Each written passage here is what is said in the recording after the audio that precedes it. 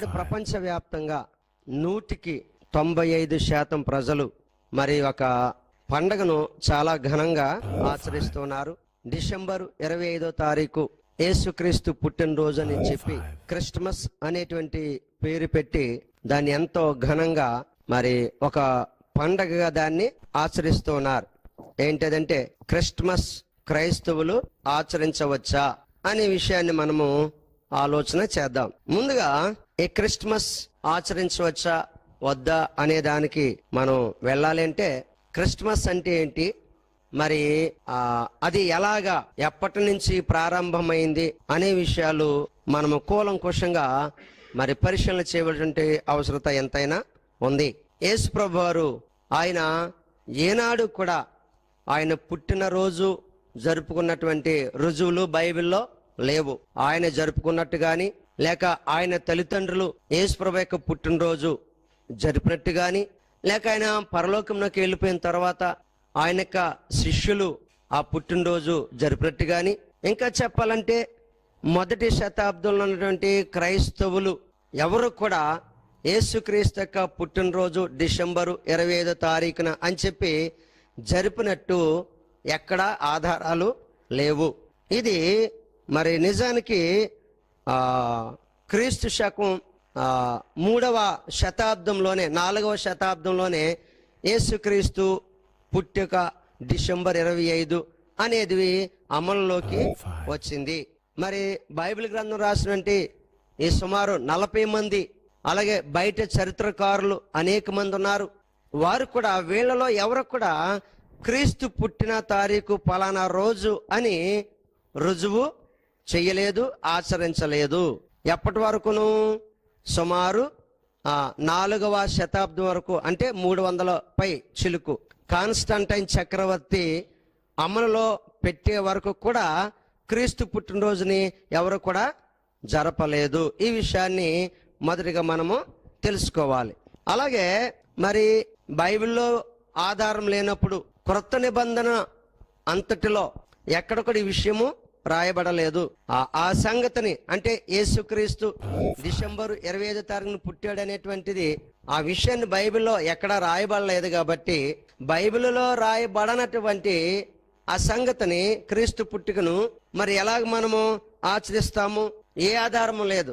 ఏ ఆధారం లేకుండా దేనిని ఆధారం చేసుకొని యేసుక్రీస్తుని మరి పుట్టాడని చెప్పి ఆ పండగగా లేకపోతే ఒక ఆచరణగా ఆచరిస్తాము. కానీ ఈనాడు ప్రపంచవ్యాప్తంగా డిసెంబర్ 25వ తారీఖుని క్రీస్తు పుట్టాడని చెప్పి ఘనంగా ఆచరిస్తున్నారు. అయితే అసలు ఇది ఎందుకు ఆచరిస్తున్నారు, అది ఎలాగా అమల్లోకి వచ్చిందని మనం ఆలోచన చేస్తే ఆదికాండం 10వ అధ్యాయము 8 నుంచి 12 వచనాలు మనం జాగ్రత్తగా పరిశీలన చేస్తే కూష్ అనేటువంటి వ్యక్తి ఉన్నాడు. ఆ కూషు నిమ్రోదుని కన్నాడు. అయితే ఈ నిమ్రోదు చాలా బల పరాక్రమం కలిగిన వాడు, అలాగే గొప్ప వేటగాడు కూడా. మరైతే ఈ పరాక్రమ కలిగినటువంటి వేటగాడు ఏంటంటే ఈ నిమ్రోదు పుట్టిన రోజుని పండగ చేయడం ప్రారంభించారు. ఆ నిమ్రోదు పుట్టిన రోజు ఎప్పుడంటే డిసెంబరు 25వ తారీఖున ఆ నిమ్రోద్ అనేవాడు పుట్టాడు. అతను పుట్టినరోజు పండగ చేసేవారు. నిమ్రోద్ ఎవరు అంటే ఒక అన్యుడు, దైవ సంబంధి కాదు. అతను అన్యుడు పుట్టినటువంటి రోజు అది డిసెంబరు 25వ తారీఖుని. దాన్ని పర్వదినంగా ఆచరించేవారు. అయితే అతన్ని చాలా గొప్పవాడిగా ఆనాటి ప్రజలు భావించి అతన్ని పూజించేవారు. అయితే ఈ నిమ్రోదు గురించి మనం తెలుసుకోవాలంటే అసలు ఎవరు నిమ్రోది ఏంటనే విషయాన్ని చూస్తే వాళ్ళ చరిత్ర మనము చూడాలి. ముందు ఈ నిమ్రోదు భార్య పేరు సెమిరామిన్. ఈ సెమిరామిన్కి మరి అస్టాల్టీ అనేటువంటి పేరు కూడా ఉంది. అస్టాల్టీ లేక అస్టోరెట్ అనేటువంటి పేర్లు కూడా ఈ సెమిరామిన్కి, అంటే నిమ్రోదు భార్య అనేటువంటి ఆ సెమిరామిన్కి ఈ 2 పేర్లు కూడా ఉన్నాయి. నిజానికి ఈ సెమిరామిన్ లేక అష్టారోత్ ఏంటంటే ఈమె ఎవరంటే నిజానికి ఆమె ఒక ఊహాజనితమైన దేవత. ఆనాటి ప్రజలందరూ ఏం చూడంటే ఈ దేవతకు ఎవరు నిమ్రోది భార్య అయినటువంటి సెమిరామిన్ అష్టారోత్ అనబడేటువంటి సెమిరామిన్కి ఆనాటి ప్రజలు ఏం చేస్తారంటే మరి దేవతగా ఆమెను పూజించి ఆమెకు దీప ధూప నైవేద్యాలు అర్పించేవారు. ఈ అష్టారోతు దీన్ని ఏమంటామంటే ఆకాశరాణి దేవత అని కూడా దీనికి పేరు ఉంది. బైబిల్ గ్రంథంలో కూడా చూడొచ్చు. ఎక్కడంటే ఇర్మియా గ్రంథం 44వ అధ్యాయము 17 నుంచి 23 వచ్చిన చూస్తే అక్కడ మనకు ఆకాశరాణి దేవత కనబడుతుంది. ఆనాటి యూదులు ఈ ఆకాశరాణి దేవతకు ఏమర్పిస్తున్నారు? నైవేద్యము అర్పిస్తున్నారు. ఒక అన్య దేవతకు పూజ చేస్తున్నారు, నైవేద్యము పెడుతున్నారు. నిజానికి వీళ్ళు దేవుని ప్రజలు అయ్యుండి దేవుని పూజించవలసింది బదులు దేవుని విడిచిపెట్టి ఒక అన్య దేవతకు కుటుంబం అంతా ఏకమై ఏం చేస్తున్నారు? ధూపదీప నైవేద్యాలు అర్పిస్తూ ఆ అన్య దేవతను ఆరాధిస్తున్నారు. ఆమె ఎవరు? ఆకాశరాణి దేవత అంటే అష్టారోత్. నిజానికి ఆమె అసలు పేరు సెమిరామిన్ అంటే నిమ్రోదు యొక్క భార్య. అయితే ఒకనొక రోజుని ఈ నిమ్రోదు వేటకు వెళ్ళాడు. ఆ నిమ్రోదుని క్రూర మృగాలు చంపేస్తే అతను చనిపోయాడు. ఆ నిమ్రోదు చనిపోయే నాటికి ఈమె గర్భవతి. ఈ సెమిరామిన్ చంపేస్తే ఈమె ఏం చేసిందంటే ఆలోచించింది. ఎందుకంటే అప్పటి వరకు ఈమె ఒక గొప్ప దేవతగా పూజలు అందుకుంటుంది కాబట్టి ఆ నిమ్రోదును కూడా గొప్ప రాజుగా లేక దేవతగా పూజిస్తున్నారు గనుక వారు గొప్పవారుగా. దాని కొరకు ఈమె ఆలోచించింది. ఎప్పుడైతే తన భర్త నిమ్రోదు చనిపోయాడో ప్రజలలో ఒక కట్టు కథ అల్లి ప్రజల్ని మెప్పించింది.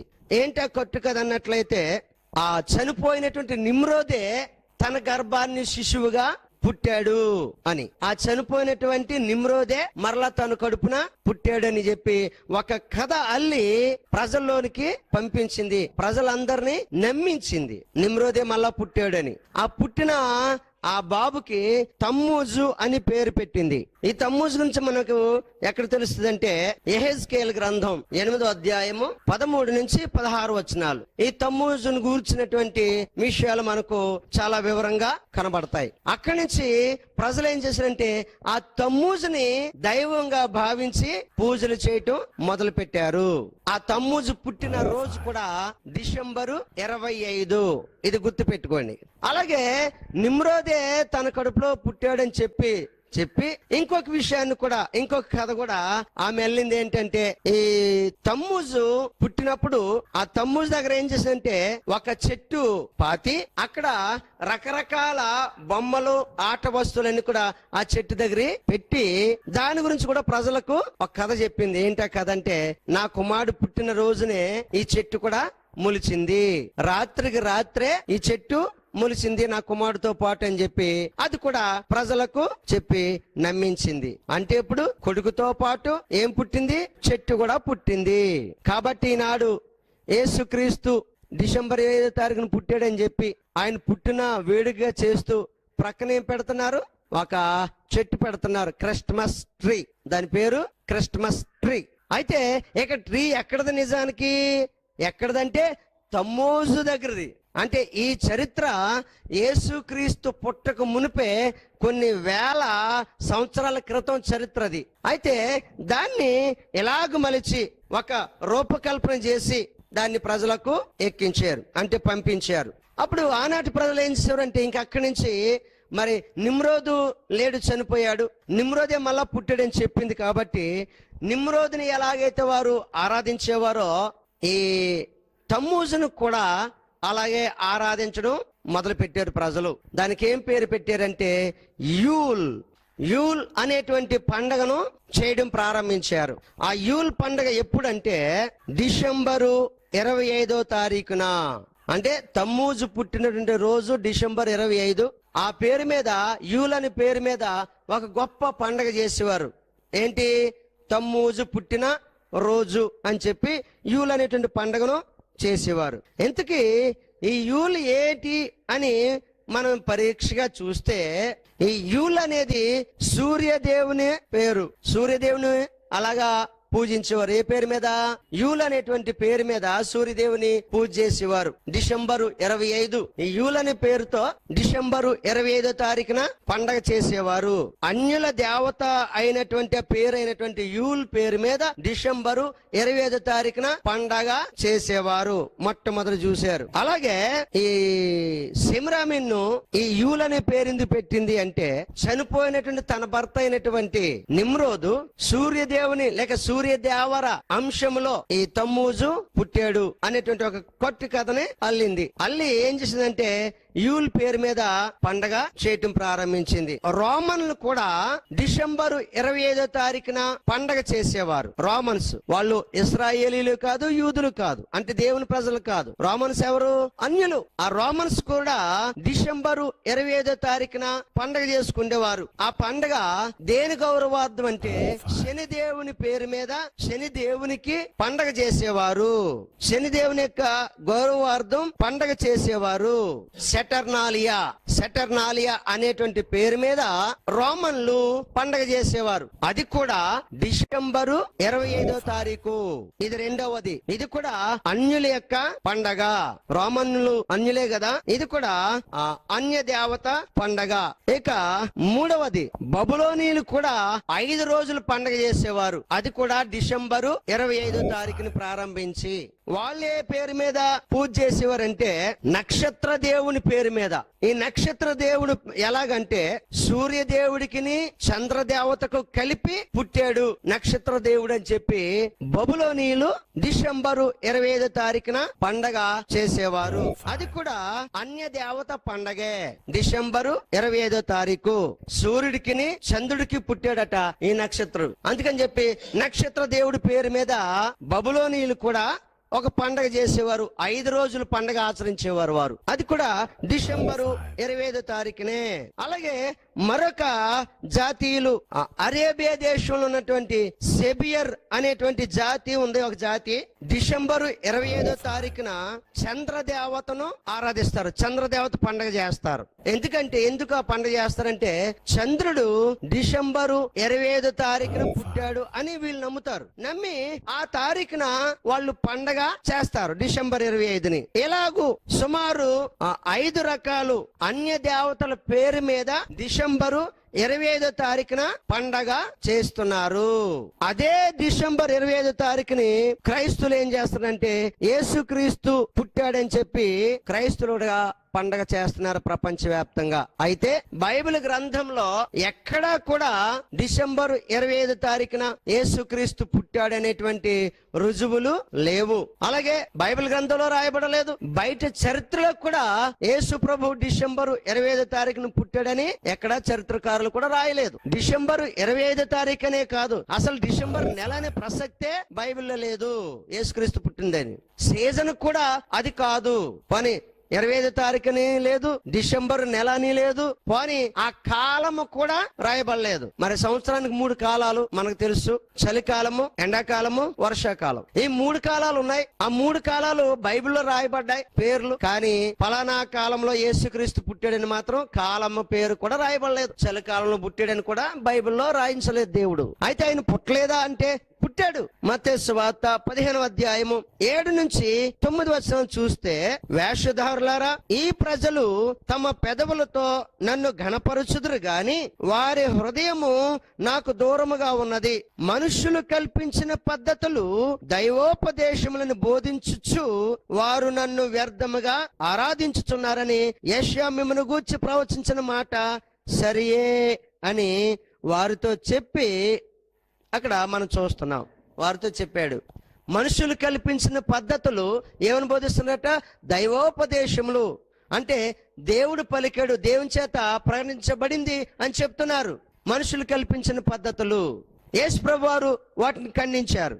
ఇంకా తర్వాత అపోస్తలుడైన పౌలు గలతీ పత్రికలో రాస్తున్నాడు. అది కూడా మనకు తెలుసు.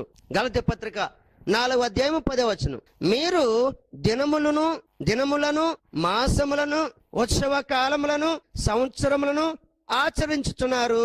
మీ విషయమై నేను పడిన కష్టము వ్యర్థమైపోవనేమో అని మిమ్మల్ని గూర్చి భయపడుచున్నాను అంటున్నాడు. క్రైస్తవులు దేశించి మాట్లాడుతూ ఆయన చెప్తున్న మాటలు, మీరు సంవత్సరాలని, మాసాలని, దినాలను, ఉత్సవ కాలాలు ఆచరిస్తున్నారు.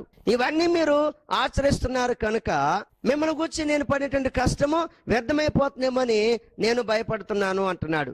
అంటే ఇక్కడ పౌలు కూడా ఈ పండగలనే వాటిని ఖండిస్తున్నాడు. ఈ వాక్య భాగాలను మనం పరిశీలనగా చూసినప్పుడు మరి ఏమాత్రము కూడా పండగలను క్రైస్తవులు ఆచరించవలసిన అవసరత లేదు. అసలు క్రైస్తవులకు పండగ అనేటువంటి ఆజ్ఞ లేదు. కానీ పాత నిబంధన గ్రంథంలో ఇశ్రాయేలుకి ఇచ్చాడు దేవుడు పండగ ఆచరించమని. మరి దేవుని యొక్క వాక్యంలో పండగల విషయంలో చాలా మరి వివరణాత్మకంగా దేవుడు రాయిస్తే డిసెంబరు 25వ తారీఖు క్రీస్తు పుట్టాడని చెప్పి గొప్పగా పండగ చేసేస్తున్నారు నాడు క్రైస్తవులు అందరూ. కానీ అది ఎంతవరకు మరి ఆమోదయోగ్యము అని మనం పరిశీలన చేస్తే దేవునికి ఎంత మాత్రమో అంగీకార యోగ్యము కాదు. ఎందుకంటే ఆధారము లేదు గనుక మనుషులు కల్పించినటువంటి పద్ధతులను అనుసరిస్తున్నారు. దాన్ని యేసుప్రభువు వారు ఖండించారు. ఏమన్నాడు? మానవులు కల్పించిన పద్ధతులు, మనుషులు కల్పించిన పద్ధతులు దైవోపదేశంలోని బోధిస్తున్నారు అంటున్నాడు. అంటే ఈ క్రీస్తు పుట్టినరోజు డిసెంబరు 25వ తారీఖు అనేది మానవులు కల్పించినటువంటి కల్పన, మానవునిక ఊహలో పుట్టినది. ఇప్పుడు మనం అసలు విషయాన్ని చూద్దాం. మరి క్రీస్తు పుట్టక ముందు కొన్ని రకాల మనుషులు, కొన్ని రకాల జాతుల వారు మరి డిసెంబర్ 25వ తారీఖున పండుగలు చేసేవారని చూసాం. ఎవరెవరునండి? బబులోనీయులేమో యూలనే పండుగ ఆచరించేవారు. ఈ క్రిస్టమస్ అనేది క్రీస్తు పుట్టాడు డిసెంబర్ 25 అనేది క్రీస్తు శకం 4వ శతాబ్దంలో అమల్లోకి వచ్చింది. కాన్స్టంటైన్ చక్రవర్తి ఉన్నాడు, రోమా చక్రవర్తి. మీకు తెలుసు, రోమా చక్రవర్తి అంటే కాన్స్టంటైన్ ఆనాడు రోమా సామ్రాజ్యాన్ని పరిపాలన చేస్తున్నాడు. అతని తల్లి క్రైస్తురాలు కాబట్టి ఇతనికి క్రీస్తుని గూర్చి చెప్తాది. ఒకసారి యుద్ధానికి బయలుదేరాడు, వేరే దేశం మీదకి యుద్ధానికి బయలుదేరి వెళ్తూ తను అనుకున్నాడట ఏమనంటే, తాను యుద్ధానికి వెళ్ళి యుద్ధం చేసి తిరిగి మరలా ఆ యుద్ధాన్ని జయించి తిరిగి మరలా క్షేమంగా తిరిగి వస్తే, ఆ తిరిగి వచ్చేటప్పుడు నాకు ఏ దేవుడైతే సత్కరిస్తాడో, అంటే ఏ దేవుడైతే కనబడతాడో ఆ దేవుణ్ణి నేను నమ్ముకుంటాను. నమ్ముకోవడం మట్టు మాత్రమే కాకుండా ఆ దేవుణ్ణి ప్రచురం చేస్తాను అని చెప్పి అనుకున్నట్ట. యుద్ధానికి వెళ్తూను అంటే తను నమ్ముకుంటాడు, తను నమ్మడం మట్టు మాత్రమే కాకుండా ప్రోత్సహిస్తాడు. అంటే చక్రవర్తి కాబట్టి చక్రవర్తి చెప్తే చేయని వారు ఎవరు కూడా ఉండరు కనుక ఎలాగ మనసులో అనుకొని యుద్ధానికి వెళ్ళాడు. యుద్ధంలో జయించాడు యుద్ధాన్ని. తిరుమల క్షేమంగా ఇంటికి వస్తున్నాడు.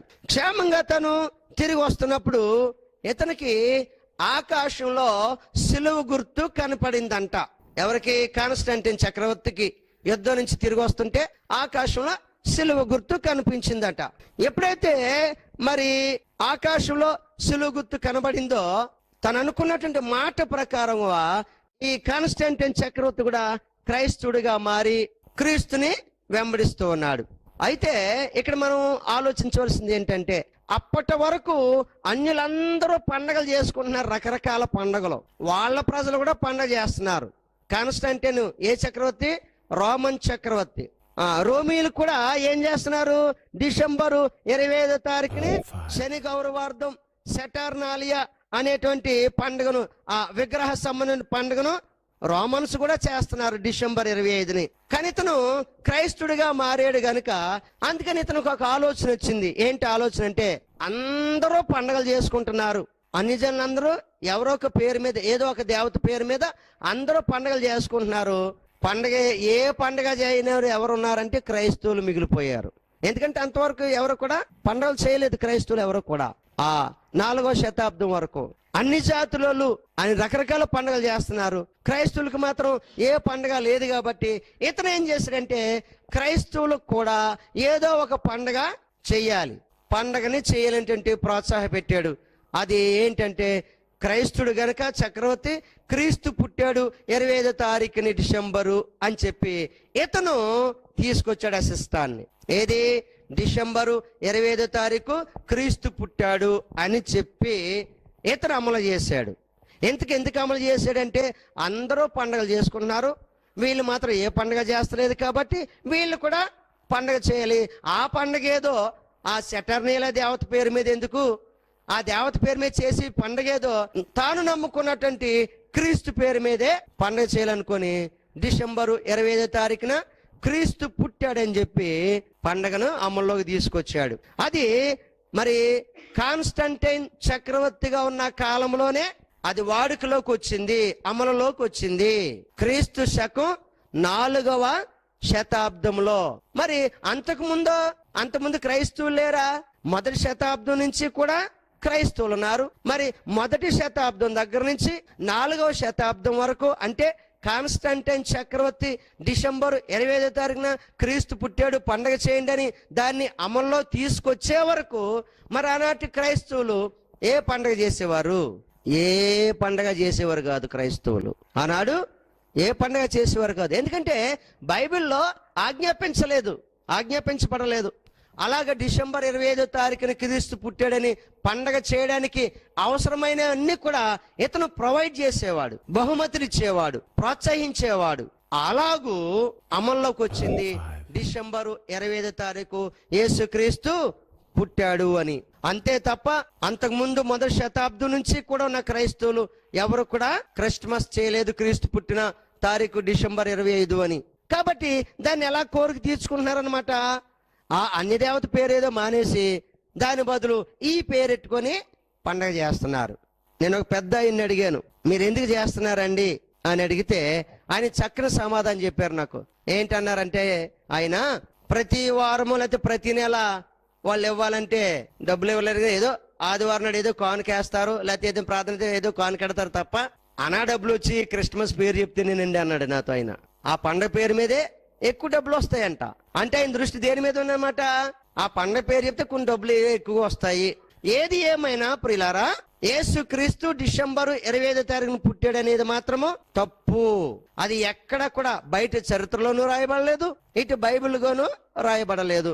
మరి ఎలాగ అమల్లోకి వచ్చిందంటే, ఇదిగో మీకు చెప్పిన ప్రకారంగా కాన్స్టంటైన్ చక్రవర్తి తాను పరిపాలనకు వచ్చిన తర్వాత, క్రీస్తు నమ్ముకున్న తర్వాత అతను అమలు చేసినదే ఆ డిసెంబర్ 25. మరి మీలో చాలా మంది చేస్తున్నారు. చేయటానికి రుజువు ఏంటి అంటే ఆధారం చూపించలేరు. అదే తారీఖు దాన్ని బేస్ చేసుకుని క్రిస్మస్ తాతను కూడా తయారు చేస్తున్నారు. పిల్లగెట్టి ఎర్ర డ్రెస్ వేసి ఇంత పొట్టబెట్టి క్రిస్మస్ తాతను పెడుతున్నారు. దానికి రుజువేంటి? ఆ క్రిస్మస్ తాత ఎవరు, ఎక్కడి నుంచి వచ్చారు, ఎందుకు వచ్చారు అడిగితే మీ దగ్గర నుంచి సమాధానము రాదు, చెప్పలేరు. ఎందుకు? చెట్టు గురించి చెప్పలేరు, క్రిస్మస్ తాత గురించి చెప్పలేరు, డిసెంబరు 25వ తారీఖు క్రీస్తు పుట్టాడని చెప్పలేరు మీరు. ఎందుకు అంటే ఆధారాలు లేవు కాబట్టి. మన జాగ్రత్తగా ఈ విషయాలన్నీ ఆలోచన చేయాలి. మనం చేసేది ఆ వాక్యాధారం ఉందా, వాక్యానుసారమేనా, లేక మనుషులు కల్పించిన పద్ధతులు దైవోపదేశాలను కానీ మనం చేస్తున్నామా? ఈ క్రిస్మస్ అని చెప్పి డిసెంబరు 25వ తారీఖున పండగ చేసేవారు రోమన్ కాథోలిక్స్ సంవత్సరానికి ఒకసారి మాస్ అనేది చేస్తారు. అంటే అప్పుడు క్రీస్తుని ఆరాధిస్తారు వారు. మరి మిగిలిన కాలం అంతా ఎవరిని ఆరాధిస్తారు? మరీని ఆరాధిస్తారు. కాకపోతే మీరు వెళ్ళి తెలుసుకోవచ్చు. రోమన్ కాథోలిక్స్ మరీనే ఆరాధిస్తారు. వారికి క్రీస్తు కాదు, మరియే వాళ్ళకి. మీరు ఆలోచన చేయాలి. రోమన్ కాథోలిక్స్ ఎవరు కూడా మేము క్రైస్తవులు అని చెప్పుకోరాళ్ళు. ఏమని చెప్తారు? మేము రోమన్స్ అంటారు వాళ్ళు. రోమన్ కాథోలిక్స్. ఈ డిసెంబరు 25వ తారీఖు నిజానికి ఏదనమాట, ఒక అన్య దేవతల పండుగలు. మరి ఆ అన్య దేవతల పేర్ల మీద చేసేటువంటి పండుగలు తీసుకొచ్చి క్రీస్తు పుట్టాడు అని చెప్పి ఆ క్రీస్తు తగిలించేస్తే ఎలాగా? ఆయన పుట్టాడని చెప్పి ఆ పేరు మీద పండగ చేస్తే ఎలా కుదురుతుంది? పని ఏమైనా పాత నిబంధనలో గాని క్రొత్త నిబంధనలో గాని ఏమైనా ఆధారాలుంటే చెయ్యొచ్చు, పర్వాలేదు. ఎందుకంటే అది ఆ తారీఖున జరిగేవి అన్య దేవతల పేరును జరిగేటువంటి పండుగలు. వాక్యము ఏమి బోధిస్తుంది అనేది మనం తెలుసుకోవాలి. అలాగా ఏం బోధిస్తుంది తెలుసుకుని ఆ వాక్యాన్ని అనుసరించాలే తప్ప ఎవరో మనుషులు బోధించే బోధలు మనం విని ఆచరించడం కానీ, లేక మనుషులు ఆచరిస్తున్నారు కాబట్టి మన ముందున్న వారు ఎవరో ఆచరిస్తున్నారు కాబట్టి మనం ఆచరించాలని కానీ, లేకపోతే పెద్ద వ్యక్తులు ఒక ఉన్నత స్థానంలో ఆ స్థాయిలో ఉన్నటువంటి వారు చేస్తున్నారు కనుక అయితే అదే నిజము కాబోలు అయితే మనము చేయాలని అనుకుని చేయటం కానీ తప్పు. మనము ఇది ఎంతవరకు నిజమనేది పరిశీలన చేయాలి. బైబిల్ని పరిశీలనగా చూసి పరీక్ష చేసి సత్యాన్ని గ్రహించలే గాని ఎవరో మనుషులను అనుసరించడం కానీ, మనుషులు బోధించే బోధ సరైనదని భావించి మరి బైబిల్లో దేవుడు రాయించినటువంటి దాన్ని ఆచరించడం తప్పనే సంగతి మనం బాగా గుర్తించాలి. యేసుప్రభు పుట్టిన కాలము చలికాలము కానే కాదు. కానీ కొంతమంది ఏం చూపుతున్నారంటే ఆ లూకా సువార్తలో 2వ అధ్యాయము 8వ వచనం చూపిస్తున్నారు. ఆ కాలం దేశంలో కొందరు గొర్రెల కాపరులు రాత్రి వేళ తమ మందను కాచుకుని చుండగా అనే మాటను పట్టుకొని రాత్రి వేళ తమ మందను కాచుకుంటున్నారనే మాటని ఎలా మార్చారు తెలుసా? రాత్రి వేళ చలి కాచుకుంటున్నారని మేము మార్చేశారు దాన్ని. చలి కాదని కాచుకుంటున్నారు వాళ్ళు. చలి కాచుకుంటున్నారా? రాత్రుళ్ళు ఏం కాసుకుంటున్నారు అక్కడ? తమ మందల్ని అంటే తమ గొర్రెలు కాసుకుంటున్నారు అక్కడ రాత్రి వేళ తమ మందలు కాచుకుంటున్నారని ఆ 8వ వచనంలో ఉంటే తమ మందల బదులు ఏం పెట్టేశారు? చలి కాచుకొని చుండగా అని చెప్పి డిసెంబర్ 25ని పెట్టేశారు, చలికాలం కాబట్టి. కానీ మనం ఎవరో చేస్తున్నది కాదు, వాక్యాన్ని పరిశీలనగా చూడాలి. వాక్యము ఏం చెబుతుందో, దేవుడు ఏం రాయించాడనే విషయాన్ని మన పరిశీలనగా చూడాలి. మరి ఈ విషయాలన్నీ మరి మీకు అర్థమయ్యాయని నేను అనుకుంటున్నాను. ప్రియులారా, మరి ఇప్పుడు ఇంతవరకు మీరు విషయాలన్నీ మరి జాగ్రత్తగా విన్నా దానిని జాగ్రత్తగా పరిశీలన చేయండి. ఇప్పుడు నేను చెప్పి అవునా కాదా అనేది మీరు పరిశీలన చేయాలని, పరిశీలించి వాక్య సత్యాన్ని గ్రహించి మరి నిజాలు ఏంటనేది బైబిల్ ద్వారా ఆ వచనాల ద్వారా మీరు తెలుసుకొని మరి అన్య సిద్ధాంతాలని ఆచరించకుండా వాక్య సత్యాన్ని అనుసరించాలని, దాన్నే సత్యవాక్యాన్ని బోధించాలని, మరి ఇలాంటి తప్పుడు బోధలను తరిమి కొట్టాలని నేను తెలియజేస్తూ ముగిస్తున్నాను. మీ అందరికీ నా యొక్క వందనాలు.